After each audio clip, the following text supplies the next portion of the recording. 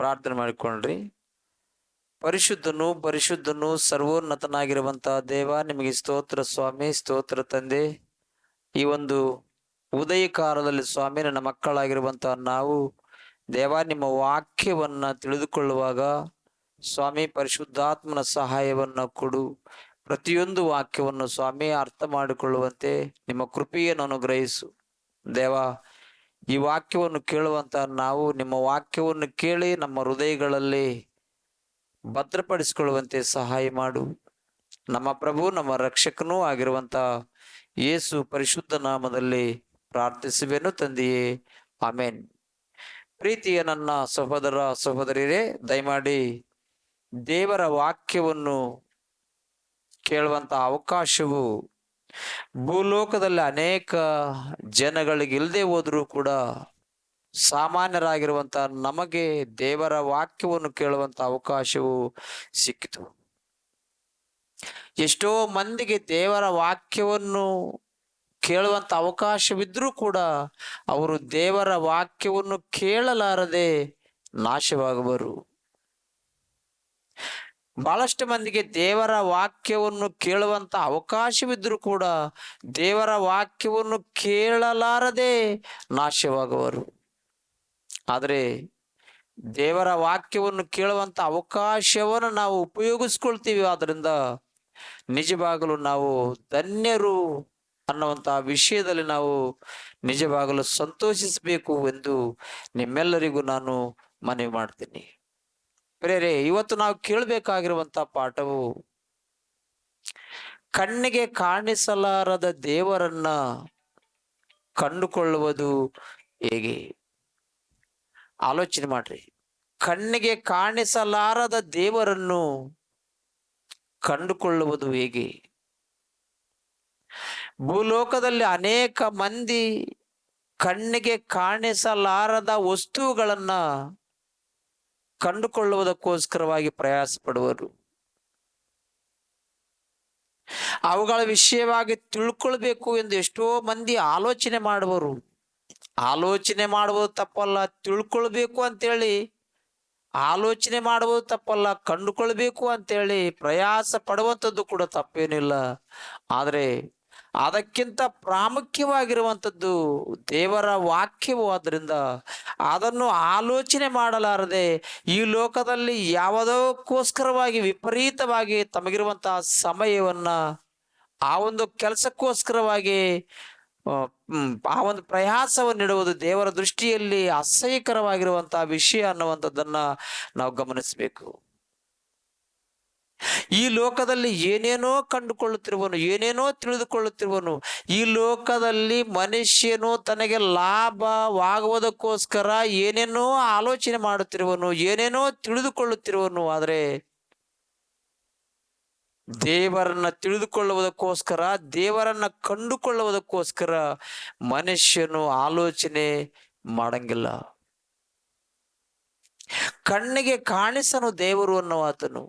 ದೇವರು ಅನ್ನುವಾತನು ಕಣ್ಣಿಗೆ ಕಾಣಿಸಲಾರನು.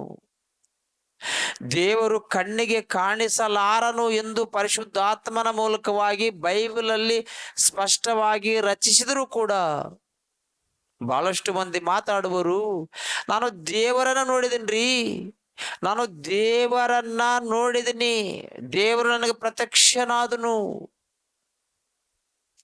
ಆ ದೇವರ ಮೂಲಕವಾಗಿ ನಾನು ಇಂತಿಂತ ಅಪ್ಪಣೆಯನ್ನು ಹೊಂದಿದ್ದೀನಿ, ನಾನು ಇಂಥ ಒಂದು ದೊಡ್ಡ ಚರ್ಚ್ ಅನ್ನು ಕಟ್ಟಿದ್ದೀನಿ, ನನಗೆ ದೇವರು ಹೇಳಿದ್ರು, ದೇವರನ್ನು ಕೂಡ ಮಾತಾಡಿದ್ರು ಅಂತೇಳಿ ಬಹಳಷ್ಟು ಮಂದಿ ಮಾತನಾಡಿ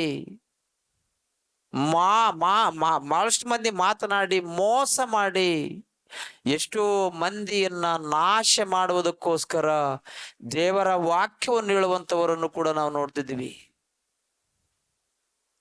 ಒಂದ್ಸಲ ದೇವರು ಕಣ್ಣಿಗೆ ಕಾಣಿಸುವನೋ ಏನು ಅನ್ನುವಂತಹ ವಿಷಯವನ್ನ ಯೋಹಾನನವರ ಸುವಾರ್ತೆಯಲ್ಲಿ ನೋಡೋಣ. ಯೋಹಾನನವರ ಸುವಾರ್ತೆ 1ನೇ ಅಧ್ಯಾಯ 18ನೇ ವಚನದಲ್ಲಿ, ಯೋಹಾನನವರ ಸುವಾರ್ತೆ 1ನೇ ಅಧ್ಯಾಯ 18ನೇ ವಚನದಲ್ಲಿ,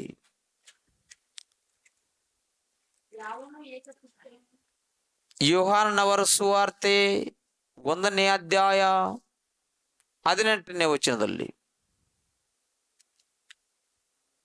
ಯಾವನು ಏಕಪುತ್ರನು ಸ್ವತಃ ದೇವರು ಆಗಿದ್ದು ತಂದೆ ಎದೆಯಲ್ಲಿದ್ದಾನೋ ಆತನೇ ತಿಳಿಪಡಿಸಿದನು. 17ನೇ ವಚನದಲ್ಲಿ, 17ನೇ ವಚನದಿಂದ ಓದನ್ರಿ.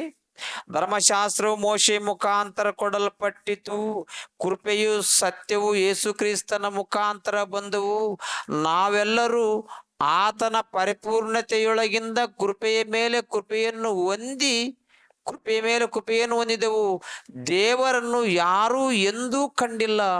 ಯಾವನು ಏಕಪುತ್ರನು ಸ್ವತಃ ದೇವರು ಆಗಿದ್ದು ತಂದೆಯ ಇದ್ದನೋ ಆತನೇ ತಿಳಿಪಡಿಸಿದನು. ಏನಂತೇಳಿ?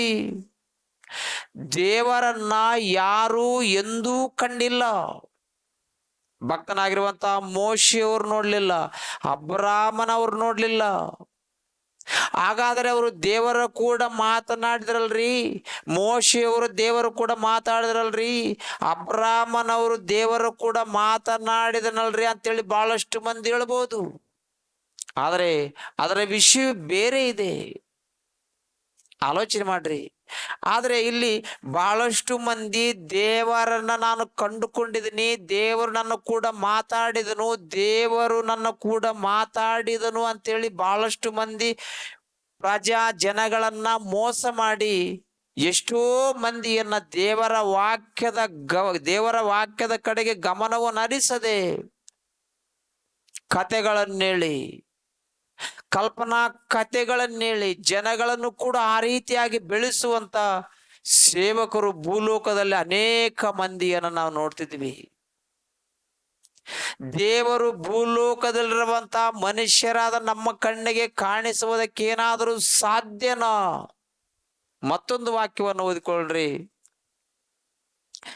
ಯೋಹಾನನವರ ಸುವಾರ್ತೆ, ಅದೇ ಯೋಹಾನನವರ ಸುವಾರ್ತೆ 5ನೇ ಅಧ್ಯಾಯ 38ನೇ ವಚನದಲ್ಲಿ, ಭಕ್ತನಾಗಿರುವಂತಹ ಯೋಹಾನನವರ ಸುವಾರ್ತೆ 5ನೇ ಅಧ್ಯಾಯ 38ನೇ ವಚನ, ಆತನ ವಾಕ್ಯವು ನಿಮ್ಮಲ್ಲಿ ನೆಲೆಗೊಂಡಿದ್ದೂ ಇಲ್ಲ, ಆತನು ಕಳುಹಿಸಿಕೊಟ್ಟವನ ಮಾತನ್ನು ನೀವು ನಂಬದೇ ಇದ್ದೀರಷ್ಟೇ. 37ನೇ ವಚನ, ಇದಲ್ಲದೆ ನನ್ನನ್ನು ಕಳುಹಿಸಿಕೊಟ್ಟ ತಂದೆಯು ನನ್ನ ವಿಷಯವಾಗಿ ಸಾಕ್ಷಿ ಹೇಳಿದ್ದಾನೆ. ನೀವು ಎಂದಾದರೂ ಆತನ ಧ್ವನಿಯನ್ನು ಕೇಳಿದ್ದೂ ಇಲ್ಲ, ಆತನ ರೂಪವನ್ನ ನೋಡಿದ್ದು ಕೂಡ ಇಲ್ಲ. ನೀವು ಎಂದಾದರೂ ಆತನ ಧ್ವನಿಯನ್ನು ಕೇಳಿದ್ದೂ ಇಲ್ಲ, ಆತನ ರೂಪವನ್ನು ನೋಡಿದ್ದು ಕೂಡ ಇಲ್ಲ. ಆಗಿನ ಕಾಲದಲ್ಲಿ ಭಕ್ತಾದಿಗಳು ಕೂಡ ದೇವರ ರೂಪವನ್ನ ನೋಡ್ಲಿಲ್ಲ, ದೇವರ ಧ್ವನಿಯನ್ನ ಕೇಳಲಿಲ್ಲ.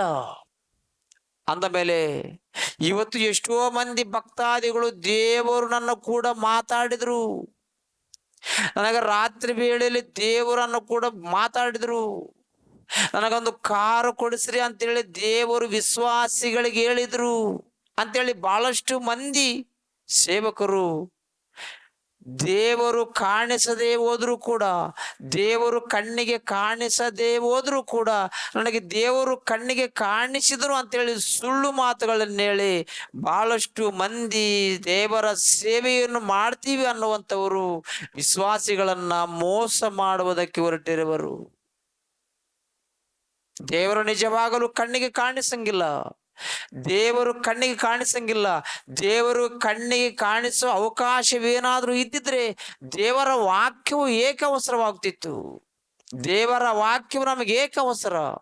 ಯಾಕಂದ್ರೆ ದೇವರು ಯಾವಾಗಲೂ ನನ್ನ ಮಾತನ್ನು ಕೇಳ್ರಿ, ಮಕ್ಕಳಿರ ನೀವು ಚರ್ಚನ್ನು ಕಟ್ರಿ, ಮಕ್ಕಳಿರ ನೀವು ಈ ಒಂದು ಗ್ರಾಮಕ್ಕೆ ಸುವಾರ್ತೆಯನ್ನು ಹೇಳ್ರಿ ಅನ್ನುವಂತ ಅವಸರವಿದ್ದಿದ್ರೆ ಯೇಸು ಸ್ವಾಮಿಯವರು ಅಥವಾ ದೇವರು ನಮಗೆ ದೇವರ ವಾಕ್ಯವನ್ನು ಕೊಡುವಂತ ಅವಸರವೇನಿತ್ತು? ಆಲೋಚನೆ ಮಾಡ್ರಿ. ಆದ ಕಾರಣ ಪ್ರಿಯರೇ, ದೇವರು ಭೂಲೋಕದಲ್ಲಿರುವಂತಹ ಮನುಷ್ಯರಾದ ನಮ್ಮ ಕಣ್ಣಿಗೆ ಕಾಣಿಸಲಾರನು. ತಿಮೋತಿಯವರಿಗೆ ಬರೆದ ಮೊದಲನೇ ಪತ್ರಿಕೆಯಲ್ಲಿ ಕೂಡ ಭಕ್ತನಾಗಿರುವಂತಹ ಪೌಲನು ತಿಮೋತಿಯವರಿಗೆ ಬರೆದ ಮೊದಲನೇ ಪತ್ರಿಕೆಯ 6ನೇ ಅಧ್ಯಾಯ 16ನೇ ವಚನದಲ್ಲಿ, ತಿಮೋತಿಯವರಿಗೆ ಬರೆದ ಮೊದಲನೇ ಪತ್ರಿಕೆಯ 6ನೇ ಅಧ್ಯಾಯ 16ನೇ ವಚನದಲ್ಲಿ, ಆತ ತಾನೊಬ್ಬನೇ ಅಮರತ್ವವುಳ್ಳವನು. 16ನೇ ವಚನ, ತಾನೊಬ್ಬನೇ ಅಮರತ್ವವುಳ್ಳವನು, ಅಗಮ್ಯವಾದ ಬೆಳಕಿನಲ್ಲಿ ವಾಸ ಮಾಡುವವನು ಆಗಿದ್ದಾನೆ. ಮನುಷ್ಯರಲ್ಲಿ ಯಾರೂ ಆತನನ್ನು ಕಾಣಲಿಲ್ಲ, ಯಾರೂ ಆತನನ್ನು ಕಾಣಲಾರರು, ಭವಿಷ್ಯತ್ತಿನಲ್ಲಿಯೂ ಕೂಡ ಆತನನ್ನು ಯಾರೂ ನೋಡಲಾರರು. ಒಂದು ಪ್ರಶ್ನೆ ಬರಬಹುದು ನಿಮಗೆ, ಮೋಶೆಗೆ ದೇವರು ಮಾತಾಡಿದನು, ಮೋಶೆಯು ದೇವರ ಧ್ವನಿಯನ್ನು ಕೇಳಿದನು ಅಂತೇಳಿ ನೀವು ಅನ್ನಬಹುದು. ಬೇರೆ ಮೋಶೆಗೂ ಕೂಡ ದೇವರು ಕಣ್ಣಿಗೆ ಕಾಣಿಸಲಿಲ್ಲ, ಅಬ್ರಾಮನವರಿಗೂ ಕೂಡ ದೇವರು ಕಣ್ಣಿಗೆ ಕಾಣಿಸಲಿಲ್ಲ. ಅಬ್ರಾಮನವರು ಕೂಡ ದೇವರ ಧ್ವನಿಯನ್ನು ಕೇಳಲಿಲ್ಲ, ಮೋಶೆಯವರು ಕೂಡ ದೇವರ ಧ್ವನಿಯನ್ನು ಕೇಳಲಿಲ್ಲ. ದೇವದೂತರ ಮೂಲಕವಾಗಿ ಧರ್ಮಶಾಸ್ತ್ರವನ್ನ ರಚಿಸಿದರೆ ಹೊರತು, ದೇವದೂತರ ಮೂಲಕವಾಗಿ ದೇವರು ಧರ್ಮಶಾಸ್ತ್ರವನ್ನ ರಚಿಸಿದರೆ ಹೊರತು, ಆದರೆ ದೇವರು ಮಾತನಾಡಲಿಲ್ಲ ಅಥವಾ ದೇವರು ಮೋಶೆಯವರಿಗೆ ಕಾಣಿಸಲಿಲ್ಲ ಅನ್ನುವಂತಹ ವಿಷಯವನ್ನ ನಾವು ತಿಳ್ಕೊಳ್ಬೇಕು. ಅಪೊಸ್ತಲರ ಕೃತ್ಯಗಳಲ್ಲಿ ಕೂಡ, ಅಪೊಸ್ತಲರ ಕೃತ್ಯಗಳಲ್ಲಿ 7ನೇ ಅಧ್ಯಾಯ 53ನೇ ವಚನದಲ್ಲಿ, 7ನೇ ಅಧ್ಯಾಯ 53ನೇ ವಚನದಲ್ಲಿ, ದೇವದೂತರ ಮೂಲಕ ನೇಮಕವಾದ ಧರ್ಮಶಾಸ್ತ್ರವನ್ನು ನೀವು ಹೊಂದಿದವರಾಗಿದ್ರು ಅಂತಂದ್ರೆ ಏನು? ದೇವದೂತರ ಮೂಲಕ ಧರ್ಮಶಾಸ್ತ್ರವನ್ನು ನೀವು ಹೊಂದಿದ್ರಿ, ದೇವದೂತರ ಮೂಲಕವಾಗಿ ಹೊಂದಿದ್ರಿ. ದೇವರು ದೇವದೂತರಿಗೆ ಮಾತಾಡಿದರೆ, ದೇವದೂತರು ಮೋಶೆಯವರಿಗೆ ಮಾತಾಡಿದ್ರು. ದೇವರು ದೇವದೂತನಿಗೆ ಪ್ರತ್ಯಕ್ಷನಾದರೆ, ದೇವದೂತನು ಮೋಶೆಯವರಿಗೆ ಪ್ರತ್ಯಕ್ಷನಾದನು. ಅದಕ್ಕೋಸ್ಕರ ದೇವರು ಹೀಗೆ ಹೇಳುತ್ತಾನೆ ಅಂತೇಳಿ ದೇವದೂತನು ಮಾತಾಡಿದರೆ, ದೇವದೂತನು ಹೇಳಿದ ಮಾತನ್ನು ನಿಜವಾಗಲೂ ಮೋಶೆಯವರಾಗಿರ್ಬೋದು, ಆಗಿನ ಕಾಲದಲ್ಲಿ ಎಷ್ಟೋ ಮಂದಿ ಭಕ್ತಾದಿಗಳಾಗಿರ್ಬೋದು, ಯೆಹೋವನು ಹೀಗೆ ಮಾತಾಡುತ್ತಾನೆ ಅಂತ ಹೇಳಿದ್ರೆ ಹೊರತು, ನಿಜವಾಗಲೂ ಯೆಹೋವನೇ ಈತನಿಗೆ ದೇವರ ಮಾತುಗಳನ್ನ ಹೇಳಲಿಲ್ಲ ಅನ್ನುವಂತ ವಿಷಯವನ್ನ ನಾವು ತಿಳ್ಕೊಳ್ಬೇಕು. ದೇವದೂತನು ಹೇಳಿದನು, ಯೆಹೋವನು ಹೀಗೆ ಹೇಳುತ್ತಾನೆ ಅಂದ ಕ್ಷಣದಲ್ಲೇ ಮೋಶೆಯವರು ಏನಂದ್ರು, ಯೆಹೋವನು ಹೀಗೆ ಅನ್ನುತ್ತಾನೆ ಅಂತೇಳಿ ಬರೆದರೆ ಹೊರತು, ಯೆಹೋವನು ಡೈರೆಕ್ಟ್ ಆಗಿ ಮೋಶೆಯವರಿಗೆ ಮಾತನಾಡಲಿಲ್ಲ ಅನ್ನುವಂತಹ ವಿಷಯವನ್ನ ನಾವು ಸ್ಪಷ್ಟವಾಗಿ ತಿಳ್ಕೊಂಡಾಗ ಮಾತ್ರ ಈ ಭೂಲೋಕದಲ್ಲಿರುವಂತಹ ಯಾವ ಮನುಷ್ಯನಿಗೂ ಕೂಡ ದೇವರು ಕಣ್ಣಿಗೆ ಕಾಣಿಸಲಾರನು. ದೇವರು ಕಣ್ಣಿಗೆ ಕಾಣಿಸಲಾರನು. ಕಣ್ಣಿಗೆ ಕಾಣಿಸಲಾರದ ದೇವರನ್ನ ತಿಳ್ಕೊಳ್ಬೇಕು ಅಂದ್ರೆ ದೇವರನ್ನು ನೋಡ್ಬೇಕು ಅಂತಲ್ಲ. ಬಹಳಷ್ಟು ಮಂದಿ ದೇವರು ನಮಗೆ ಕಾಣಿಸುವನು, ದೇವರು ನಮ್ಮ ಕಣ್ಣಿಗೆ ಕಾಣಿಸುವನು ಅಂತೇಳಿ ಬಹಳಷ್ಟು ಮಂದಿ ವಿಶ್ವಾಸಿಗಳಿಗೆ ಈ ವಾಕ್ಯವನ್ನು ಹೇಳಿ ಅವರು ಕೂಡ ದೇವರನ್ನ ಕಾಣಿಸ್ಬೇಕು, ದೇವರು ನಮಗೆ ಕಾಣಿಸ್ಬೇಕು ಅಂತೇಳಿ ದರ್ಶನದಲ್ಲಿ ದೆವ್ವ ಕಾಣಿಸಿದ್ರು ಕೂಡ ನನಗೆ ದೇವರೇ ಕಾಣಿಸಿದ್ರು ಅನ್ನುವಂತ ಆಲೋಚನೆಯಲ್ಲಿ ಸಾಕ್ಷಿ ಹೇಳುವಂತ ಅನೇಕ ಮಂದಿ ವಿಶ್ವಾಸಿಗಳನ್ನು ನೋಡ್ತಿದ್ವಿ. ಆದ ಕಾರಣ ದೇವರು ನಮ್ಮ ಕಣ್ಣಿಗೆ ಕಾಣಿಸಂಗಿಲ್ಲ. ಬೇರೆ ಕಣ್ಣಿಗೆ ಕಾಣಲಾರದ ದೇವರನ್ನ ನಂಬುವುದು ಹೇಗೆ, ಕಣ್ಣಿಗೆ ಕಾಣಿಸಲಾರದ ದೇವರನ್ನು ತಿಳ್ಕೊಳ್ಳುವುದು ಹೇಗೆ ಅನ್ನುವಂತಹ ವಿಷಯವನ್ನು ನಾವು ಗಮನಿಸಿದರೆ, ಬೇರೆ ದೇವರು ನಮ್ಮ ಕಣ್ಣಿಗೆ ಕಾಣಿಸಲಾರನು. ದೇವರು ನಮ್ಮ ಕಣ್ಣಿಗೆ ಕಾಣಿಸಲಾರನು, ಆದ್ರಿಂದ ದೇವರು ಇಲ್ಲ ಅನ್ನುವುದಕ್ಕಾಗದು. ದೇವರು ನಮ್ಮ ಕಣ್ಣಿಗೆ ಕಾಣಿಸಲಾರನು, ಆದ್ರಿಂದ ದೇವರು ಇಲ್ಲ ಆಗದು. ದೇವರು ಇರುವನು, ಆದರೆ ಆತನು ನಮ್ಮ ಕಣ್ಣಿಗೆ ಕಾಣಿಸನು. ಈ ಲೋಕದಲ್ಲಿ ಬಹಳಷ್ಟು ವಸ್ತುಗಳು, ನಮ್ಮ ಕಣ್ಣಿಗೆ ಕಾಣಿಸಲಾರದ ವಸ್ತುಗಳನ್ನ ನಾವು ನೋಡ್ತಿದ್ವಿ. ಉದಾಹರಣೆಗೆ ಆ ಕರೆಂಟ್ ಅನ್ನ ನಾವು ನೋಡ್ಬೋದು. ಕರೆಂಟ್ ಅನ್ನುವಂಥದ್ದು ವೈರಿನಲ್ಲಿರುವುದು, ಅದು ನಮ್ಮ ಕಣ್ಣಿಗೆ ಕಾಣಿಸದು. ಆ ಕಣ್ಣಿಗೆ ಕಾಣಿಸಲಾರದ ಕರೆಂಟ್ ಅನ್ನ ನಾವು ನೋಡಿ ಕರೆಂಟ್ ಇಲ್ಲ ಅಂತೇಳಿ ನಾವು ಮುಟ್ಟಿದರೆ ನಿಜವಾಗಲು ಅದರ ಶಕ್ತಿಯನ್ನು ಗೊತ್ತು ಮಾಡಿಸುವುದು. ಅದರ ಶಕ್ತಿಯನ್ನು ನಾವು ತಿಳ್ಕೊಳ್ಬಹುದು ಮುಟ್ಟಿದಾಗ. ಆದ ಕಾರಣ ನಮ್ಮ ಕಣ್ಣಿಗೆ ಕರೆಂಟು ಅನ್ನುವಂಥದ್ದು ಕಾಣಿಸಲಾರದು. ಆದ್ದರಿಂದ ಕಣ್ಣಿಗೆ ಕಾಣಿಸಲಾರದ ಕರೆಂಟು ಇಲ್ಲ ಅಂತೇಳಿ ನಾವು ಅಂದ್ಕೊಳ್ಬಾರ್ದು. ಕರೆಂಟು ಇದೆ, ಆದರೆ ಅದು ನಮ್ಮ ಕಣ್ಣಿಗೆ ಕಾಣಿಸಲಾರದೆ ಇದ್ರೂ ಕೂಡ ಕರೆಂಟು ಇದೆ ಅಂತೇಳಿ ನಾವು ತಿಳ್ಕೊಳ್ಬೇಕು. ಅಂತಂದ್ರೆ ಬೇರೆ ಅದನ್ನು ಮುಟ್ಟಬೇಕು. ಅದರಂತೆ ಉಪ್ಪು ನಮ್ಮೆಲ್ಲರಿಗೂ ಗೊತ್ತು. ಈ ಉಪ್ಪನ್ನು ನಾವು ಬೇಳೆ ಸಾಂಬಾರಲ್ಲಿ ಹಾಕಿದಾಗ ಆ ನೀರಿನಲ್ಲಿ ಉಪ್ಪು ಕರಗಿ ನೀರಾಗುವುದು. ಅದು ನಮ್ಮ ಕಣ್ಣಿಗೆ ಕಾಣಿಸದು. ನಮ್ಮ ಕಣ್ಣಿಗೆ ಕಾಣಿಸಲಾರದ ಉಪ್ಪನ್ನ ಆ ಒಂದು ಬೇಳೆ ಸಾಂಬಾರಿನಲ್ಲಿ ಆ ಒಂದು ಉಪ್ಪನ್ನು ನಾವು ನೋಡಬೇಕು ಅಂದ್ರೆ ಕಣ್ಣಿಗೆ ಕಾಣಿಸಲಾರದು. ಕಣ್ಣಿಗೆ ಕಾಣಿಸಲಾರದ ಉಪ್ಪನ್ನು ನಾವು ತಿಳ್ಕೊಳ್ಬೇಕು ಅಂದ್ರೆ, ಕಂಡುಕೊಳ್ಬೇಕು ಅಂದ್ರೆ ಅದನ್ನು ನಾವು ನಂಜಿ ನೋಡ್ಬೇಕು. ಅದನ್ನ ಅಥವಾ ನಾವು ತಿಂದು ನೋಡ್ಬೇಕು. ಆ ಉಪ್ಪಿನ ರುಚಿ ಗೊತ್ತಾಗುವುದು. ಆದ ಕಾರಣ ಭೂಮಿ ಮೇಲಿರುವಂತಹ ಪ್ರತಿಯೊಂದು ವಸ್ತುಗಳನ್ನು ಕೂಡ ನಾವು ಕಂಡುಕೊಂಡ್ರೆ, ಅನೇಕ ವಸ್ತುಗಳು ನಮ್ಮ ಕಣ್ಣಿಗೆ ಕಾಣಿಸಲಾರದ ಎಷ್ಟೋ ವಸ್ತುಗಳಿವೆ. ಆದರೆ ಆ ಕಾಣಿಸಲಾರದ ವಸ್ತುಗಳನ್ನು ನೋಡಿ ಆ ವಸ್ತುಗಳು ಇಲ್ಲ ಅನ್ನುವುದಕ್ಕಾಗದು. ಕರೆಂಟ್ ಕಣ್ಣಿಗೆ ಕಾಣಿಸಲಾರದೆ ಹೋದ್ರೂ ಕೂಡ ಕರೆಂಟ್ ಇಲ್ಲ ಅನ್ನುವುದಕ್ಕಾಗದು. ಉಪ್ಪು ನೀರಿನಲ್ಲಿ ಹಾಕಿದಾಗ ಕಣ್ಣಿಗೆ ಕಾಣಿಸಲಾರದೆ ಹೋದ್ರೂ ಕೂಡ ಆ ಒಂದು ಉಪ್ಪು ಇಲ್ಲ ಅನ್ನುವುದಕ್ಕಾಗದು. ಪ್ರಿಯರೇ, ನೀವು ಗಮನಿಸ್ರಿ. ದೇವರ ಮಾತುಗಳನ್ನು ಒಂದ್ಸಲ ನೀವು ಆಲೋಚನೆ ಮಾಡ್ತಾ ಹೋದ್ರೆ, ದೇವರ ಸಂಕಲ್ಪವನ್ನು ಒಂದ್ಸಲ ನೀವು ಆಲೋಚನೆ ಮಾಡ್ತಾ ಹೋದ್ರೆ ಒಂದು ವಿಷಯವನ್ನು ನಾವು ತಿಳ್ಕೊಳ್ತೀವಿ. ಕಣ್ಣಿಗೆ ಕಾಣಿಸಲಾರದ ದೇವರನ್ನ ಕಂಡುಕೊಳ್ಳುವುದು ಹೇಗೆ, ಆತನ್ನ ತಿಳಿದುಕೊಳ್ಳುವುದು ಹೇಗೆ ಅಂತಂದ್ರೆ, ದೇವರು ಹೇಳಿದನು, ಹುಡುಕುವವನಿಗೆ ಸಿಕ್ಕುವುದು, ತಟ್ಟುವವನಿಗೆ ತೆರೆಯುವುದು ಅಂತೇಳಿ. ಹುಡುಕುವವನಿಗೆ ಸಿಕ್ಕುವುದು. ಏನು ಹುಡುಕ್ಬೇಕು? ದೇವರ ವಾಕ್ಯವನ್ನು ಹುಡುಕು. ದೇವರ ವಾಕ್ಯವನ್ನು ಓದು, ಆಲೋಚನೆ ಮಾಡು, ನಿನಗೆ ಸಿಕ್ಕುವುದು. ಕಣ್ಣಿಗೆ ಕಾಣಿಸಲಾರದ ದೇವರನ್ನ ಕಂಡುಕೊಳ್ಬೇಕು, ತಿಳ್ಕೊಳ್ಬೇಕು ಅಂದ್ರೆ ದೇವರ ವಾಕ್ಯವನ್ನು ಓದು, ದೇವರ ವಾಕ್ಯವನ್ನು ಆಲೋಚನೆ ಮಾಡು. ರೋಮಾಪುರದವರಿಗೆ ಬರೆದ ಪತ್ರಿಕೆಯಲ್ಲಿ ಒಂದು ಮಾತು.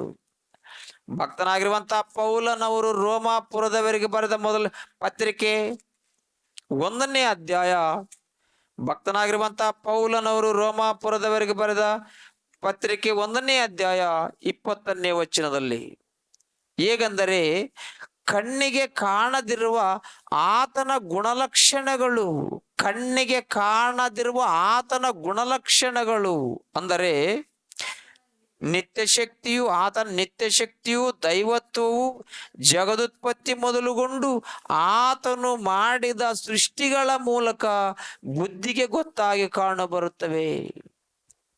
ದೇವರನ್ನ ತಿಳ್ಕೊಳ್ಬೇಕು ಅಂತಂದ್ರೆ ಒಂದು ವಿಷಯವನ್ನು ಕೊಟ್ಟಿರುವನು. ಒಂದು ವೇಳೆ ನೀನು ದೇವರ ವಾಕ್ಯವನ್ನು ತಿಳ್ಕೊಳ್ಳದೆ ಹೋದ್ರೆ, ದೇವರ ವಾಕ್ಯವನ್ನು ಆಲೋಚನೆ ಮಾಡದೆ ಹೋದ್ರೂ ಕೂಡ, ಒಂದು ವಿಧಾನದಿಂದ ನೀವು ಈ ಒಂದು ಪ್ರಕೃತಿಯನ್ನು ನೋಡಿದ್ರು ಕೂಡ ನಿನ್ನ ಕಣ್ಣಿಗೆ ದೇವರು ಕಾಣಿಸುವನು. ಇವತ್ತು ಭೂಮಿ ಅನ್ನುವಂಥದ್ದು ತನ್ನ ಸುತ್ತ ತಾನು ತಿರುಗುತ್ತಿದೆ. ತನ್ನ ಸುತ್ತ ತಾನು ತಿರುಗುವುದಕ್ಕೋಸ್ಕರ 24 ಗಂಟೆಗಳು ಬೇಕು. ಈ ಭೂಮಿ ತನ್ನ ಸುತ್ತ ತಾನು ಒಂದು ಬಾರಿ ತಿರುಗಲು 24 ಗಂಟೆಗಳು ಬೇಕು. ಆ ಭೂಮಿ ತಿರುಗುವುದು. ಆ ಭೂಮಿ ತಿರುಗುವಂತೆ ನಮ್ಮ ಕಣ್ಣಿಗೆ ಕಾಣಿಸಲಾರದೆ ಇದ್ರು ಆ ಭೂಮಿ ತಿರುಗಂಗಿಲ್ಲ ಅಂತ ಹೇಳಿದ್ರೆ ನಮ್ಮನ್ನು ಹುಚ್ಚರು ಅನ್ನವರೇ ಹೊರತು ನಿಜವಾಗಲು ನಮ್ಮನ್ನು ಜ್ಞಾನಿಗಳು ಅಂತೇಳಿ ಯಾರು ಅನ್ನಂಗಿಲ್ಲ. ಯಾಕಂದ್ರೆ ಈ ಭೂಮಿ ತಿರುಗುತ್ತಿರುವುದು. ಆದ್ದರಿಂದ ಈ ಭೂಮಿ ತನ್ನ ಸುತ್ತ ತಾನು ತಿರುಗುವುದಕ್ಕೆ 24 ಗಂಟೆಗಳು ಬೇಕು. ಅದರಂತೆ ಚಂದ್ರನು ಕೂಡ ತನ್ನ ಸುತ್ತ ತಾನು ತಿರುಗುತ್ತಾ ಭೂಮಿಯ ಸುತ್ತ ಒಂದು ಬಾರಿ ತಿರುಗಬೇಕು ಅಂದ್ರೆ 30 ದಿನಗಳು ಕಾಲ ಬೇಕು. ಅದರಂತೆ ಈ ಭೂಮಿ ಚಂದ್ರನು ತಮ್ಮ ಸುತ್ತ ತಾವು ತಿರುಗುತ್ತಾ ಸೂರ್ಯನ ಸುತ್ತ ಒಂದು ಬಾರಿ ತಿರುಗಲು 365 ದಿನಗಳು ಬೇಕು.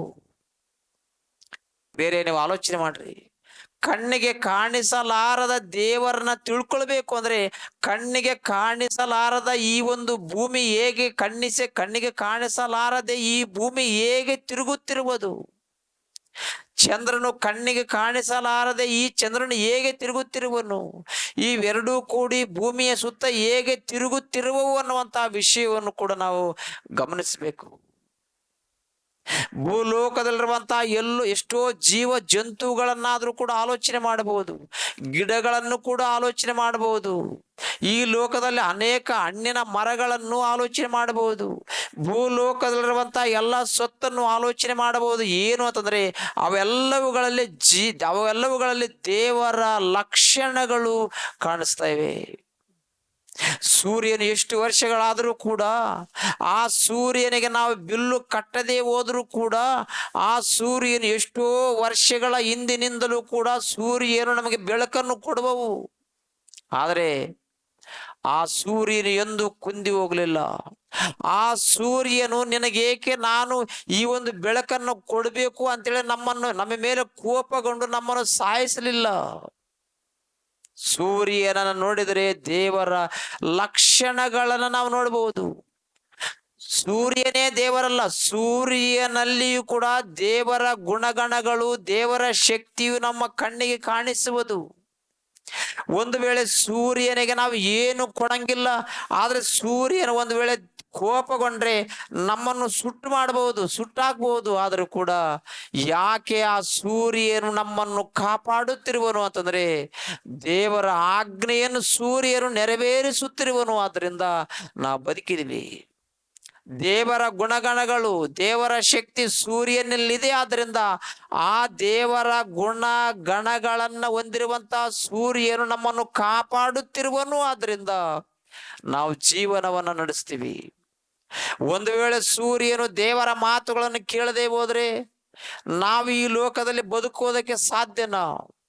ಅದರಂತೆ ಚಂದ್ರನು ಒಂದು ವೇಳೆ ದೇವರ ಮಾತುಗಳನ್ನು ಕೇಳಿ ತಿರುಗದೆ ಹೋದ್ರೆ ನಾವು ಈ ಲೋಕದಲ್ಲಿ ಬದುಕುವುದಕ್ಕೆ ಏನಾದರೂ ಸಾಧ್ಯನಾ? ಅದರಂತೆ ಭೂಮಿಯು ಕೂಡ ತನ್ನ ಸುತ್ತ ತಾನು ತಿರುಗದೆ ಹೋದ್ರೆ ಈ ಲೋಕದಲ್ಲಿ ನಾವೇನಾದ್ರೂ ಬದುಕುವುದಕ್ಕೆ ಸಾಧ್ಯನಾ?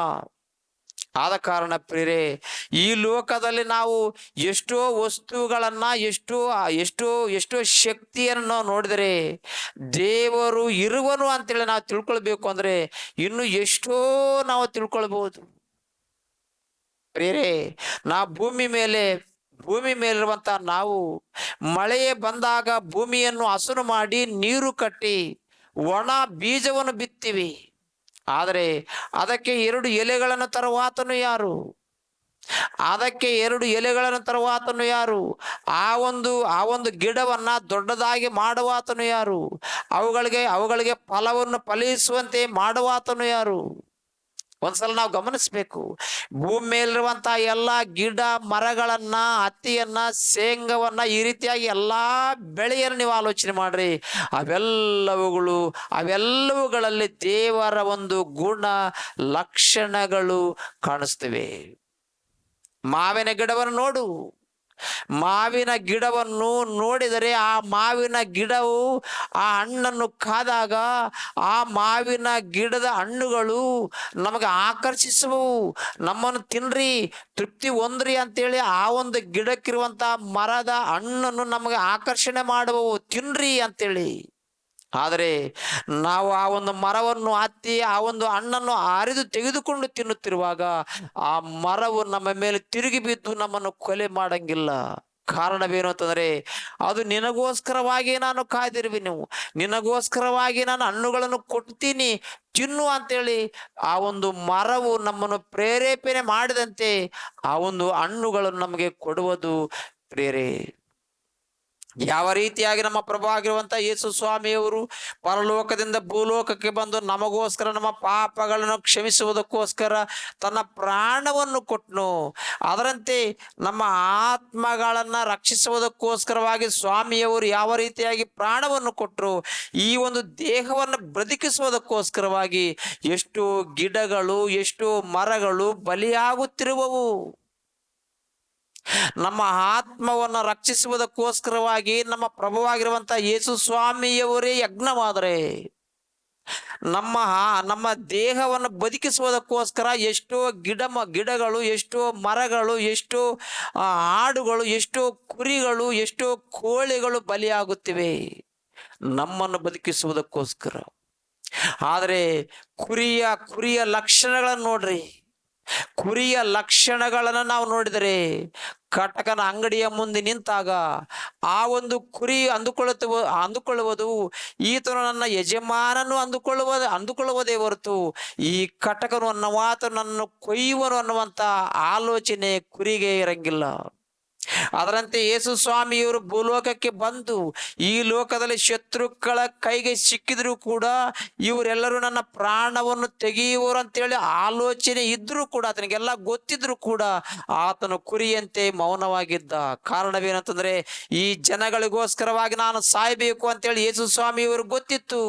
ಆದರೆ ಆ ಕುರಿಯು ಕೂಡ ನಮಗೋಸ್ಕರ, ನಮ್ಮನ್ನು ಬದುಕಿಸುವುದಕ್ಕೋಸ್ಕರ ಕುರಿಯು ಕೂಡ ಮೌನವಾಗಿ ಕಟಕನ ಮುಂದೆ ಇದ್ರೂ ಕೂಡ ಅದು ಸಾಮಾನ್ಯವಾಗಿ ತನ್ನ ಪ್ರಾಣವನ್ನು ನಮ್ಮನ್ನು ಬದುಕಿಸುವುದಕ್ಕೋಸ್ಕರವಾಗಿ ಕೊಡುವುದು.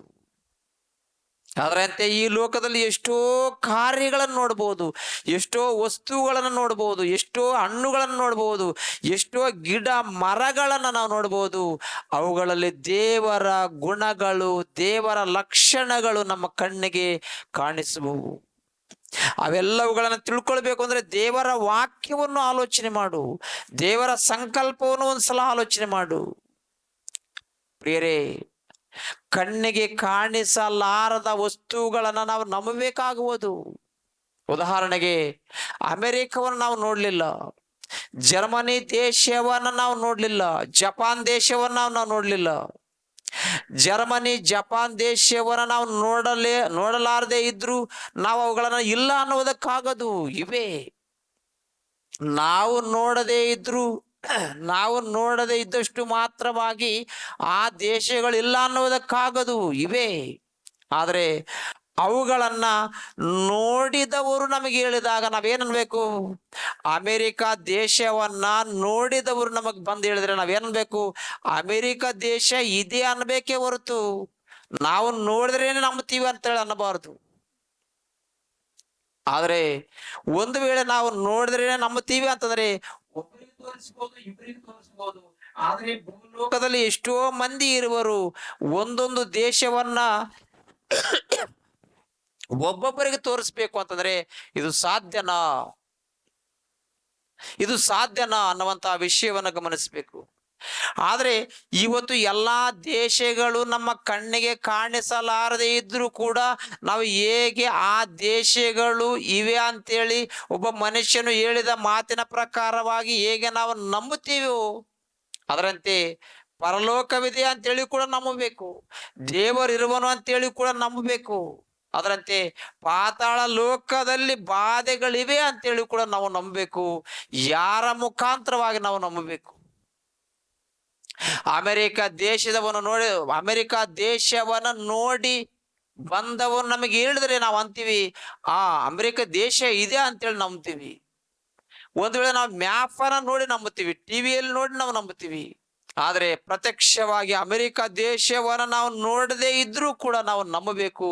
ಯಾಕಂದ್ರೆ ಆ ದೇಶವಿದೆ ಆದ್ರಿಂದ. ಆದ್ರೆ ನೋಡಿ ಹೇಳಿದವನ ಮಾತನ್ನ ನಾವು ಹೇಗೆ ಈ ಭೂಲೋಕದಲ್ಲಿ ಎಲ್ಲಾ ದೇಶಗಳು ಇವೆ ಅಂತೇಳಿ ನಂಬುತ್ತೀವೋ, ಅದರಂತೆ ಪರಲೋಕವನ್ನು ನೋಡಿ, ಭೂಲೋಕವನ್ನು ನೋಡಿ, ಪಾತಾಳವನ್ನು ನೋಡಿ ಹೇಳುವ ಆತನಿರುವನು. ಆತನ ಮಾತನ್ನ ನಾವು ನಂಬಬೇಕು. ಆತನು ಯಾರೋ ಒಂದ್ಸಲ ಯೋಹಾನನವರ ಸುವಾರ್ತೆಯನ್ನು ನೋಡೋಣ್ರಿ. ಯೋಹಾನನವರ ಸುವಾರ್ತೆಯಲ್ಲಿ 3ನೇ ಅಧ್ಯಾಯ 13ನೇ ವಚನದಲ್ಲಿ ಪರಲೋಕದಿಂದ ಇಳಿದು ಬಂದವನೇ, ಅಂದರೆ ಮನುಷ್ಯ ಕುಮಾರನೇ ಹೊರತು ಮತ್ಯಾರು ಪರಲೋಕಕ್ಕೆ ಏರಿ ಹೋದವನಲ್ಲ. ಪರಲೋಕದಿಂದ ಇಳಿದು ಬಂದವನು ಯೇಸು ಕ್ರಿಸ್ತನು, ಭೂಲೋಕಕ್ಕೆ ಬಂದಾತನು ಯೇಸು ಕ್ರಿಸ್ತನು, ಪಾತಾಳ ಲೋಕವನ್ನು ನೋಡಿದಾತನು ಯೇಸು ಕ್ರಿಸ್ತನು, 3 ಲೋಕಗಳನ್ನ ನೋಡಿದಾತನು ಯೇಸು ಸ್ವಾಮಿ. ಆದ್ರಿಂದ ಯೇಸು ಸ್ವಾಮಿ ಈ ಬೈಬಲನ್ನ ರಚಿಸಿರುವನು. ಆದ್ರಿಂದ ಯೇಸು ಸ್ವಾಮಿಯವರ ಮೂಲಕವಾಗಿ ಈ ಬೈಬಲ್ ನಮಗೆ ಸಿಕ್ಕಿತು. ಆದ್ರಿಂದ ಈ ಬೈಬಲ್ ನಲ್ಲಿರುವಂತಹ ಅನೇಕ ವಿಷಯಗಳನ್ನು ನಾವು ಓದಿ ತಿಳ್ಕೊಂಡ್ರೆ ದೇವರು ಇರುವನೋ ಇಲ್ಲವೋ ಅಂತೇಳಿ ನಮಗೆ ಗೊತ್ತಾಗಬಹುದು. ಅಷ್ಟೇ ಹೊರತು ನಿಜವಾಗಲೂ ದೇವರು ನಮ್ಮ ಕಣ್ಣಿಗೆ ಕಾಣಿಸನು. ಒಂದು ವೇಳೆ ಯಾರಾದರೂ ನನಗೆ ದೇವರನ್ನ ಕಣ್ಣಿಗೆ ಕಾಣಿಸಿರುವನು ಅಂತೇಳಿ ದೊಡ್ಡ ದೊಡ್ಡ ಸೇವಕರು ಹೇಳಿದ್ರು ಕೂಡ ಸುಳ್ಳು ಅನ್ನುವಂತಹ ವಿಷಯವನ್ನು ನಂಬಬೇಕು. ದೇವರು ನಮ್ಮ ಕಣ್ಣಿಗೆ ಕಾಣಿಸನು. ಕಣ್ಣಿಗೆ ಕಾಣಿಸಲಾರದ ದೇವರನ್ನ ತಿಳ್ಕೊಳ್ಬೇಕು ಅಂತಂದ್ರೆ ಯೇಸು ಸ್ವಾಮಿಯವರ ಮೂಲಕವಾಗಿ ರಚಿಸಲ್ಪಟ್ಟಂತ ವಾಕ್ಯವನ್ನ ನಾವು ನೋಡ್ಬೇಕು, ಅಥವಾ ಪ್ರಕೃತಿಯನ್ನು ನೋಡ್ಬೇಕು, ಗಿಡಗಳನ್ನು ನೋಡ್ಬೇಕು, ಮರಗಳನ್ನು ನೋಡ್ಬೇಕು, ಜಂತುಗಳನ್ನು ನೋಡ್ಬೇಕು. ಈ ರೀತಿಯಾಗಿ ಸೂರ್ಯನನ್ನು ನೋಡ್ಬೇಕು, ಚಂದ್ರನನ್ನ ನೋಡ್ಬೇಕು, ಭೂಮಿಯನ್ನ ನೋಡ್ಬೇಕು. ಈ ರೀತಿಯಾಗಿ ಹಲವಾರು ವಿಷಯಗಳನ್ನು ನಾವು ದೇವರನ್ನ ತಿಳ್ಕೊಳ್ಬೇಕು. ಅಂದ್ರೆ ಎಲ್ಲವುಗಳನ್ನು ನೋಡಿದಾಗ ನಮಗೆ ಅರ್ಥವಾಗುವುದು. ಪ್ರೇರೆ, ಅಮೆರಿಕ ಅಂತರಿಕ್ಷ ಪರಿಶೋಧನಾ ಶಾಲಾ ನಾಸಾ ಅನ್ನುವಂತ ಸಂಸ್ಥೆ ಒಂದಿತ್ತು. ಅದು ಏನು ಹೇಳುತ್ತಂದ್ರೆ ಆಕಾಶದಲ್ಲಿ ನೀರು ಇವೆ ಅಂದ್ರು. ಅವರು ಏನ್ ಮಾಡಿದ್ರು ಅಂತಂದ್ರೆ ಆಕಾಶವನ್ನು ಪರಿಶೋಧನೆ ಮಾಡಿ ಅವ್ರು ಹೇಳಿದ್ರು ಆಕಾಶದಲ್ಲಿ ನೀರು ಇವೆ ಅಂದ್ರು. ಏನಂದ್ರಪ್ಪ ಅಂತಂದ್ರೆ ಆಕಾಶದಲ್ಲಿ ನೀರು ಇವೆ ಅಂತಂದ್ರು. ಇದು ಅಮೆರಿಕ ಅಂತರಿಕ್ಷ ಪರಿಶೋಧನಾ ಶಾಲಾ ನಾಸಾ ಅನ್ನುವಂತ ಸಂಸ್ಥೆ. ಆದ್ರೆ ಅವರು ನೋಡಿ ಹೇಳಿದ್ರು ಏನಂತೇಳಿ, ಆಕಾಶದ ಮೇಲೆ ನೀರು ಇವೆ ಅಂತೇಳಿ ಅವರು ನೋಡಿ ಹೇಳಿದ್ರು. ಆದ್ರೆ ನೋಡಲಾರದೆ ಒಬ್ಬ ಭಕ್ತನು ಹೇಳಿದನು. ಒಬ್ಬ ಭಕ್ತನು ದೇವರ ಆತ್ಮನ ಮೂಲಕವಾಗಿ ಹೇಳಿದನು. ಆ ಮಾತೇನೋ ಒಂದ್ಸಲ ನಾವು ನೋಡೋಣ್ರಿ. ಆ ಕೀರ್ತನೆ 148ನೇ ಕೀರ್ತನೆ 4ನೇ ವಚನವನ್ನು. ಕೀರ್ತನೆ 48ನೇ ಕೀರ್ತನೆ 4ನೇ ವಚನ. ಉನ್ನತೋನ್ನತವಾದ ಆಕಾಶವೇ, ಅದರ ಮೇಲಿರುವ ಜಲರಾಶಿಗಳೇ ಆತನನ್ನ ಸ್ತುತಿಸಿರಿ ಅಂತೇಳಿ ಒಬ್ಬ ಭಕ್ತನು ಹೇಳಿರುವಂತಹ ಮಾತು. ದೇವರ ಆತ್ಮನ ಮೂಲಕವಾಗಿ ಒಬ್ಬ ಭಕ್ತನು ಹೇಳಿದ, ಉನ್ನತೋನ್ನತವಾದ ಆಕಾಶವೇ, ಅದರ ಮೇಲಿರುವ ಜಲರಾಶಿಗಳೇ ಆತನನ್ನ ಸ್ತುತಿಸಿರಿ ಅಂದ್ರು. ಆದ್ರೆ ಭಕ್ತನು ದೇವರ ಆತ್ಮನ ಮೂಲಕವಾಗಿ ಏನು ಹೇಳಿದನ್ರಿ ಅಂತಂದ್ರೆ ಆಕಾಶದ ಮೇಲೆ ನೀರು ಇವೆ ಅಂದ್ರು. ಆಕಾಶದ ಮೇಲೆ ನೀರು ಇವೆ ಎಂದು ಭಕ್ತನು ಹೇಳಿದ ದೇವರ ಆತ್ಮನ ಮೂಲಕವಾಗಿ. ಆದ್ರೆ ಅಮೆರಿಕ ಅಂತರಿಕ್ಷ ಪರಿಶೋಧನಾ ಶಾಲಾ ನಾಸಾ ಅನ್ನುವಂತ ಸಂಸ್ಥೆ ಏನು ಹೇಳ್ತೋ ಗೊತ್ತಾ, ಆಕಾಶದಲ್ಲಿ ನೀರು ಇವೆ ಅಂತೇಳಿ ನೋಡಿ ಹೇಳಿದ್ರು. ಆದ್ರೆ ದೇವರ ವಾಕ್ಯವು ನೋಡದೆ ಹೇಳಿತು. ಏನಂತೇಳಿ ಅಂತಂದ್ರೆ ಆಕಾಶದಲ್ಲಿ ನೀರು ಇವೆ ಅಂತೇಳಿ. ಆದ ಕಾರಣ ದೇವರ ವಾಕ್ಯವನ್ನು ನೋಡಿದರೆ, ದೇವರ ವಾಕ್ಯವನ್ನು ಆಲೋಚನೆ ಮಾಡಿದರೆ ಎಷ್ಟೋ ಸತ್ಯಾಂಶಗಳನ್ನು ನಾವು ತಿಳ್ಕೊಳ್ಬಹುದು. ಆಲೋಚನೆ ಮಾಡ್ರಿ. ಆದ್ರೆ ದೇವರನ್ನ ಕಂಡುಕೊಳ್ಳುವುದು ಹೇಗೆ? ಕಣ್ಣಿಗೆ ಕಾಣಿಸಲಾರದ ದೇವರನ್ನ ಕಂಡುಕೊಳ್ಬೇಕು ಅಂದ್ರೆ ನಾವು ದೇವರು ಕಾಣಿಸ್ಬೇಕು. ನಮ್ಗೆ ದೇವರು ಕಾಣಿಸ್ಬೇಕು ಅಂದ್ರೆ ದೇವರು ಕಣ್ಣಿಗೆ ಕಾಣಿಸಂಗಿಲ್ಲ. ಒಂದು ವೇಳೆ ಯಾರಾದರೂ ನನ್ನ ಕಣ್ಣಿಗೆ ದೇವರು ಕಾಣಿಸಿರುವನು ಅಂತಂದ್ರೆ ನಿಜವಾಗಲೂ ಅವರು ಸೈತಾನನ ಆಲೋಚನೆಯಿಂದಿದ್ದವರೇ ಹೊರತು ನಿಜವಾಗಲೂ ದೇವರ ಆತ್ಮನನ್ನು ಹೊಂದಿದವರಲ್ಲ ಅನ್ನುವಂತಹ ವಿಷಯವನ್ನ ನಾವು ತಿಳ್ಕೊಳ್ಬೇಕು. ಅದರಂತೆ ತಿಮೋತಿಯವರಿಗೆ ಬರೆದ ಪತ್ರಿಕೆಯಲ್ಲಿ ಕೂಡ ಭಕ್ತನಾಗಿರುವಂತ ಯೋಹಾನನವರ ಬರೆದ ಪತ್ರಿಕೆ, ಮೊದಲನೇ ಪತ್ರಿಕೆ 4ನೇ ಅಧ್ಯಾಯ. ಭಕ್ತನಾಗಿರುವಂತ ಯೋಹಾನನವರು ಬರೆದ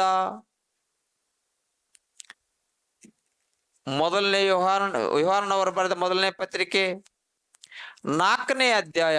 ಯೋಹಾನನವರ ಮೊದಲನೇ ಪತ್ರಿಕೆ 4ನೇ ಅಧ್ಯಾಯ 20ನೇ ವಚನ. ಒಬ್ಬನು ತಾನು ದೇವರನ್ನು ಪ್ರೀತಿಸುತ್ತೇನೆಂದು ಹೇಳಿ ತನ್ನ ಸಹೋದರನನ್ನು ದೂಷಿಸಿದರೆ ಅವನು ಸುಳ್ಳುಗಾರನಾಗಿದ್ದಾನೆ. ಒಬ್ಬನು ತಾನು ದೇವರನ್ನು ಪ್ರೀತಿಸುತ್ತೇನೆಂದು ಹೇಳಿ ತನ್ನ ಸಹೋದರನನ್ನು ದೂಷಿಸಿದರೆ ಅವನು ಸುಳ್ಳುಗಾರನಾಗಿದ್ದಾನೆ. ತಾನು ಕಂಡಿರುವ ತನ್ನ ಸಹೋದರನನ್ನು ಪ್ರೀತಿಸದವನು ತಾನು ಕಾಣದಿರುವ ದೇವರನ್ನು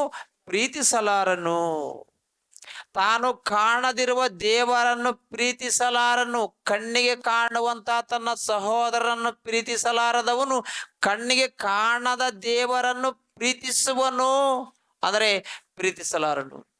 ಆದ್ರೆ ನನಗೆ ದೇವರು ಕಾಣಿಸಿರುವನು ಅಂತೇಳಿ ಯಾರಾದ್ರೂ ಅಂದ್ರೆ, ನನಗೆ ದೇವರು ಕಾಣಿಸಿರುವನು ಅಂತೇಳಿ ಯಾರಾದ್ರೂ ಅಂದ್ರೆ ದೇವರ ವಾಕ್ಯವು ಸುಳ್ಳು ಅನ್ನುವರು. ಪರಿಶುದ್ಧಾತ್ಮನ ಮೂಲಕವಾಗಿ ರಚಿಸಲ್ಪಟ್ಟಂತ ವಾಕ್ಯವನ್ನೇ ಸುಳ್ಳನ್ನಾಗಿ ಮಾಡುವಂತ ಸೇವಕರು ಈಗ ಎಷ್ಟೋ ಮಂದಿ ಕಣ್ಣಿಗೆ ಕಾಣಿಸುವರು. ಆದ ಕಾರಣ ಮೊದಲು ದೇವರ ವಾಕ್ಯವನ್ನು ಪರಿಶೋಧನೆ ಮಾಡು, ದೇವರ ವಾಕ್ಯವನ್ನು ಆಲೋಚನೆ ಮಾಡು. ದೇವರ ವಾಕ್ಯವೇ ನಮ್ಮನ್ನು ಬದುಕಿಸುವುದು. ದೇವರ ವಾಕ್ಯದಿಂದಲೇ ನಮಗೆ ಪಾತಾಳ ಲೋಕವು ತಪ್ಪುವುದು. ದೇವರ ವಾಕ್ಯದಿಂದಲೇ ಪರಲೋಕವು ಸೇರ್ತೀವಿ. ದೇವರ ವಾಕ್ಯದಿಂದಲೇ ಸಮಾಧಾನವು ಸಿಗುವುದು. ಇಂತಹ ವಾಕ್ಯವನ್ನು ಬಿಟ್ಟು ದೇವರು ಕಣ್ಣಿಗೆ ಕಾಣಿಸಿದರು ಅಂತೇಳಿ ಸುಳ್ಳು ಸುಳ್ಳು ಮಾತೇಳಿ ಸಭೆಯನ್ನು ಸುಳ್ಳಾಗಿ ನಡೆಸಿ ನರಕಕ್ಕೆ ನಡೆಸುವಂತ ಮಾತನ್ನು ಬಿಟ್ಟು ಬಿಟ್ಟು ದೇವರ ಮಾತುಗಳನ್ನು ಆಲೋಚನೆ ಮಾಡು. ದೇವರನ್ನು ಕಂಡುಕೊಳ್ಳುವ ಆಲೋಚನೆಯನ್ನು ಮಾಡು. ದೇವರನ್ನು ಕಂಡುಕೊಳ್ಳುವುದು ಹೇಗೆ? ಅಮೆರಿಕ ಅಂತರಿಕ್ಷ ಪರಿಶೋಧನಾ ಶಾಲಾ ನಾಸಾ ಅನ್ನುವಂತಹ ಸಂಸ್ಥೆ ಆಕಾಶದ ಮೇಲೆ ನೀರು ಇವೆ ಅಂತೇಳಿ ನೋಡಿ ಹೇಳಿದ್ರು, ನೋಡದೇ ಹೇಳಿತು ದೇವರ ವಾಕ್ಯ, ನೋಡದೇ ಹೇಳಿತು ದೇವರ ವಾಕ್ಯ. ಅದರಂತೆ ಆರ್ಯಭಟ್ಟ ಅನ್ನುವಾತನು ನಿಮ್ಗೆ ಗೊತ್ತು. ಆರ್ಯಭಟ್ಟ ಅನ್ನುವಾತನು ಕ್ರಿಸ್ತ ಪೂರ್ವ 499ರಲ್ಲಿ ಆಕಾಶದ ಮೇಲಿರುವಂತಹ ನಕ್ಷತ್ರಗಳು ಕದಲುವುದಿಲ್ಲ ಅಂದ. ಆದರೆ ಅದೇ ಪರಿಶೋಧನೆ ಮೇರೆಗೆ ಮತ್ತೊಬ್ಬ ಶಾಸ್ತ್ರಜ್ಞಾನಿ ಬಂದ. ಆತನ ಹೆಸರು ಎಡ್ಮಂಡ್ ಹೇಲಿ. ಕ್ರಿಸ್ತ ಶಕ 17ನೇ ಶತಮಾನದಲ್ಲಿ ಕದಲುವ ನಕ್ಷತ್ರವನ್ನು ಕಂಡುಕೊಂಡನು, ನೋಡಿದ. ಆರ್ಯಭಟ್ಟೇನು ಕದಲುವುದಿಲ್ಲ ಅಂತ ಹೇಳಿದ ಅಷ್ಟೇ. ಆದರೆ ಎಡ್ಮಂಡ್ ಹೇಲಿ ಎಂಬುವಾತನು ಮಾತ್ರ ಕದಲುವ ನಕ್ಷತ್ರಗಳನ್ನು ನೋಡಿದ. ಆದರೆ ಏನನ್ನಬೇಕು, ಸುಮಾರು ಕೆಲವು 100 ವರ್ಷಗಳ ಕಾಲ ನಕ್ಷತ್ರಗಳು ಕದಲುವುದಿಲ್ಲ ಅಂತೇಳಿ ತಿಳಿದುಕೊಂಡಿರುವಂತ ಎಡ್ಮಂಡ್ ಹೇಲಿಯ ಮಾತು ಯಾರು ನಂಬುವರು? ಆದ ಕಾರಣ ಬೇರೆ ಪ್ರಪಂಚದ ಎಲ್ಲಾ ಖಗೋಳ ಶಾಸ್ತ್ರ ಜ್ಞಾನಿಗಳಿಗೆ ಪ್ರಕಟಣೆ ಮಾಡಿದ. ಖಗೋಳ ಶಾಸ್ತ್ರ ಜ್ಞಾನಿಗಳಿರ, ಅವರನ್ನು ಸಮರ್ಥಿಸುವ ಅಜ್ಞಾನಿಗಳಿರ. ಒಂದ್ಸಲ ನೀವು ಆಲೋಚನೆ ಮಾಡ್ರಿ. ಇವತ್ತು ನಾನು ಕದಲುವ ನಕ್ಷತ್ರವನ್ನು ತೋರಿಸ್ತೀನಿ ಅಂತೇಳಿ ಎಲ್ಲಾ ಖಗೋಳ ಶಾಸ್ತ್ರ ಜ್ಞಾನಿಗಳಿಗೆ ಕದಲುವ ನಕ್ಷತ್ರವನ್ನು ತೋರಿಸಿದ. ಆತನು ನಿರೂಪಣೆ ಮಾಡಿದ ನಕ್ಷತ್ರವನ್ನು.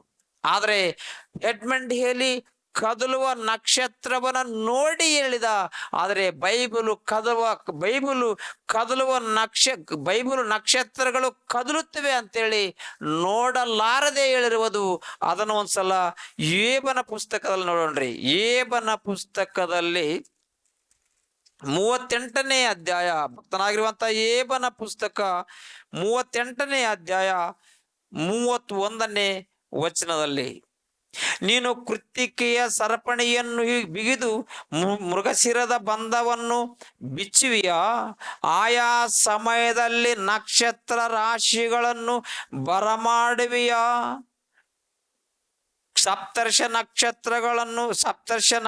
ಸಪ್ತರ್ಷಗಳನ್ನು ಪರಿವಾರದೊಡನೆ ನಡೆಸುವಿಯಾ? ಖಗೋಳದ ಕಟ್ಟಳೆಯನ್ನು ತಿಳಿದುಕೊಂಡಿದ್ದೀಯೋ? ಅದರ ಆಳ್ವಿಕೆಯನ್ನು ಭೂಮಿ ಮೇಲೆ ಸ್ಥಾಪಿಸಿದ್ದೀಯೋ ಅಂದ್ರು. ಆಯಾ ಸಮಯದಲ್ಲಿ ನಕ್ಷತ್ರ ರಾಶಿಗಳನ್ನು ಬರಮಾಡುವಿಯೋ ಅಂದ್ರೆ ಬರಮಾಡುವಾತನು ದೇವರು ಅಂತೇಳಿ ಭಕ್ತನಿಗೆ ಗೊತ್ತು. ಆದರೆ ಎಡ್ಮಂಡ್ ಹೇಲಿ ಎಂಬ ಆತನು ನೋಡಿ ಆಲೋಚನೆ ಮಾಡಿ ಹೇಳಿದ. ಆದರೆ ದೇವರ ವಾಕ್ಯವು ನೋಡಲಾರದೆ ನಕ್ಷತ್ರಗಳು ಕದಲುತ್ತಿವೆ ಅಂದ್ರು. ಆದರೆ ಕಣ್ಣಿಗೆ ಕಾಣಿಸಲಾರದ ದೇವರನ್ನು ಕಂಡುಕೊಳ್ಳುವುದು ಹೇಗೆ ಅಂದ್ರೆ ದೇವರ ವಾಕ್ಯವನ್ನು ಓದು, ದೇವರ ವಾಕ್ಯವನ್ನು ಓದು. ಪ್ರಕೃತಿಯನ್ನು ನೋಡು, ದೇವರ ವಾಕ್ಯವನ್ನು ಓದು. ಪ್ರಕೃತಿಯನ್ನು ನೋಡು, ಗಿಡಗಳನ್ನು ನೋಡು, ಜಂತುಗಳನ್ನು ನೋಡು. ಎಲ್ಲವುಗಳ ಮೂಲಕವಾಗಿ ನಾವು ದೇವರನ್ನ ಕಂಡುಕೊಳ್ಳಬಹುದು, ದೇವರನ್ನ ನಂಬಬಹುದು. ಆ ದೇವರ ಮೂಲಕವಾಗಿ ನಾವು ನಿತ್ಯ ಜೀವವನ್ನು ಹೊಂದಬಹುದು. ಆ ರೀತಿಯಾಗಿ ದೇವರ ವಾಕ್ಯವನ್ನು ಓದಬೇಕು ಎಂದು, ತಿಳ್ಕೊಳ್ಬೇಕು ಎಂದು ನಿಮ್ಮೆಲ್ಲರಿಗೂ ನಾನು ಮನವಿ ಮಾಡುತ್ತಾ ಈ ವಾಕ್ಯವನ್ನು ಮುಗಿಸ್ತೀನಿ. ಪ್ರಾರ್ಥನೆ ಮಾಡಿಕೊಳ್ಳ್ರಿ. ಪರಿಶುದ್ಧನಾದ ದೇವ, ನಿಮಗೆ ಸ್ತೋತ್ರ ಸ್ವಾಮಿ, ಸ್ತೋತ್ರ ದೇವ. ಇಷ್ಟರವರೆಗೆ ಸ್ವಾಮಿ ನನ್ನ ಮಕ್ಕಳಾಗಿರುವಂತ ನಾವು ಸ್ವಲ್ಪ ಕಾಲ ದೇವ ನೀವು ಕಣ್ಣಿಗೆ ಕಾಣಿಸದೇ ಇದ್ದೀರಿ. ಕಣ್ಣಿಗೆ ಕಾಣಿಸಲಾರದ ನಿಮ್ಮನ್ನು ತಿಳಿದುಕೊಳ್ಳುವುದು ಹೇಗೆ ಅನ್ನುವಂತಹ ವಿಷಯವನ್ನು ನಾವು ಅರ್ಥ ಮಾಡಿಕೊಂಡಿದ್ದೀವಿ ಸ್ವಾಮಿ. ಇನ್ನೂ ಅನೇಕ ವಿಷಯಗಳು ನಾವು ತಿಳ್ಕೊಳ್ಬೇಕು ದೇವ. ಆ ರೀತಿಯಾಗಿ ತಿಳಿದುಕೊಳ್ಳುವುದಕ್ಕೋಸ್ಕರ ನೀವು ಕೊಟ್ಟಂತ ಸಮಯಕ್ಕೋಸ್ಕರ ಸ್ತೋತ್ರ ಸಲ್ಲಿಸುತ್ತೇನೆ ದೇವ. ನಿನ್ನ ಮಕ್ಕಳಾಗಿರುವಂತ ನಾವು ನಿಮ್ಮನ್ನು ತಿಳ್ಕೊಳ್ಬೇಕು ಅನ್ನುವಂತ ಆಶೆಯಲ್ಲಿ ನಾವೆಲ್ಲರೂ ಜೀವಿಸಬೇಕು ಎಂದು ನಮ್ಮ ಪ್ರಭು ನಮ್ಮ ರಕ್ಷಕನೂ ಆಗಿರುವಂತ ಯೇಸು ಪರಿಶುದ್ಧ ನಾಮದಲ್ಲಿ ಪ್ರಾರ್ಥಿಸುವೆನು ತಂದೆಯೇ, ಆಮೇನ್.